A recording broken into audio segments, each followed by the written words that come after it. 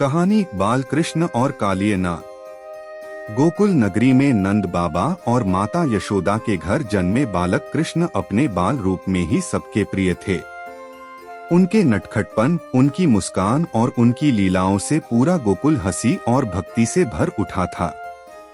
हर कोई उस छोटे से बालक को देखकर मंत्रमुग्ध हो जाता, जो अपने सखाओं के साथ गोकुल की गलियों में गाय चराता और माखन चोरी करता।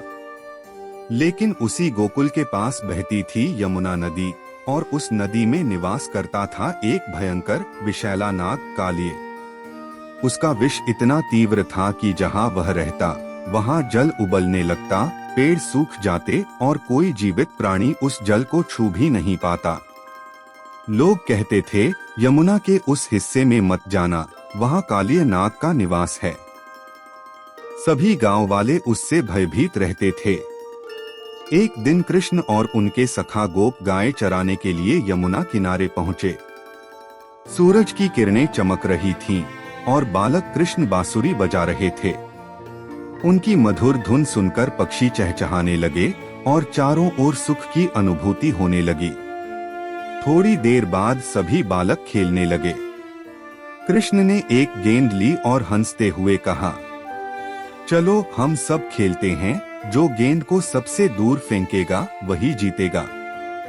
सभी ने बारी बारी से गेंद फेंकी।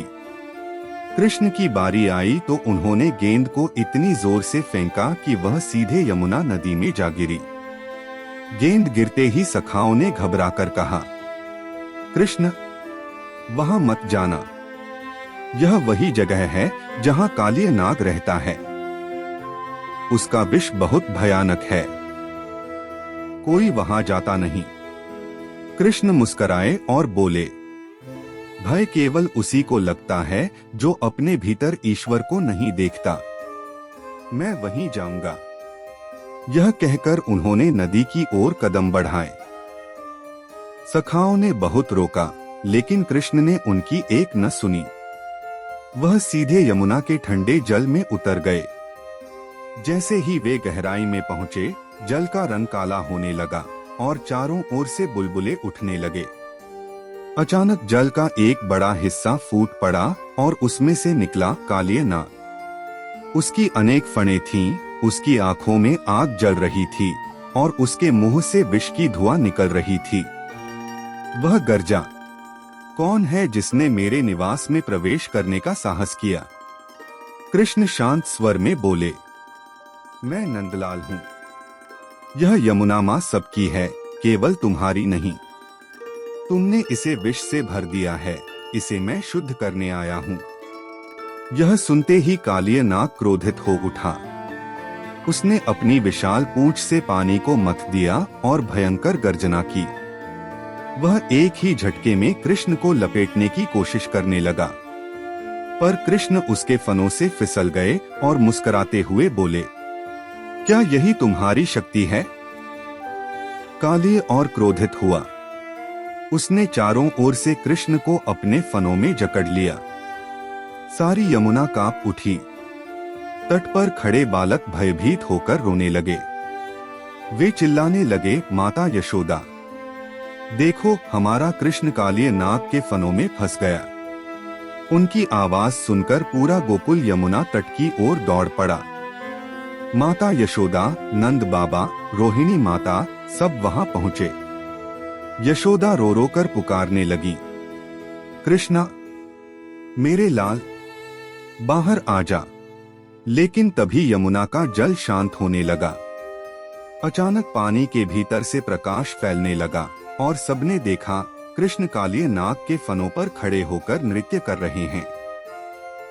उनके पैरों की थाप से यमुना लहरें नाच उठीं।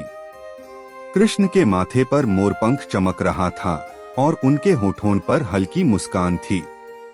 वह बालक जैसे संसार को दिखा रहा था कि सत्य और भक्ति के आगे कोई विष नहीं टिक सकता। कालिय नाग बार बार अपने फनों को उठाता, पर कृष्ण बार बार उन पर कूद पड़ते। हर बार जब कृष्ण उनके फन पर पैर रखते तो नाग की शक्ति क्षीण होती जाती। आखिरकार कालिय थक गया।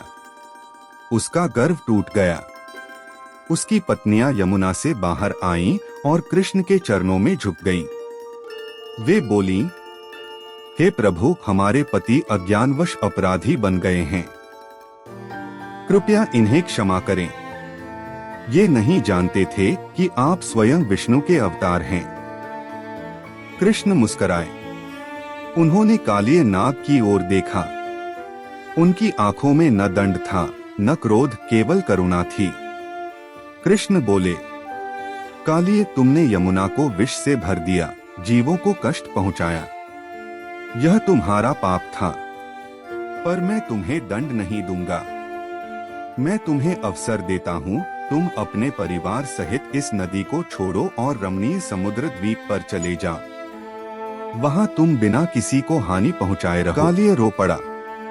उसने अपने सभी फनों को झुकाकर कृष्ण के चरणों को स्पर्श किया और बोला, प्रभु, मुझे क्षमा करें। आज मैं जान गया कि सच्ची शक्ति अहंकार में नहीं, आपकी कृपा में है। कृष्ण ने उसके फनों पर अपने चरणों का चिन्ह छोड़ा और कहा, अब जब मेरे पांवों का चिन्ह तुम्हारे ऊपर है, तब गरुड़ भी तुम्हें नहीं सताएगा। तुम शांति से जाओ। कालिए ने सिर झुकाया और अपने परिवार सहित यमुना से निकलकर समुद्र की ओर चला गया। जैसे ही वह गया, यमुना का जल निर्मल हो गया। जल में पुनः जीवन लौट आया। मछलियां तैरने लगी, पक्षी चहचहाने लगे। तट पर खड़े गोकुलवासी आनंद से भर उठे। माता यशोदा ने दौड़कर कृष्ण को गले से लगा लिया। मेरे लाल, तू इतना बड़ा कार्य कैसे कर आया? कृष्ण मुस्कुराए। माँ, मैंने कुछ नहीं किया। मैंने केवल कालिए को उसके मार्ग से हटाया। सब कुछ तुम्हारे आशीर्वाद और नारायण की इच्छा से हुआ। गोकुल के सब लोग झूम उठे। बालक कृष्ण को कंधों पर उठाकर सबने जयकार की। जय नंदलाल, जय माखन चोर, जय कालिए विजेता। उस दिन से यमुना नदी को पवित्र माना गया। लोग कहते हैं कि जहां जहां कृष्ण ने नृत्य किया, वहां आज भी जल में दिव्यता की झिलमिलाहट दिखाई देती है। और जो भी भक्त श्रद्धा से उस जल का दर्शन करता है, उसका मन सारे भय से मुक्त हो जाता है। ऐसी ही दिव्य कहानियां देखने के लिए हमारे चैनल को जरूर सब्सक्राइब करें।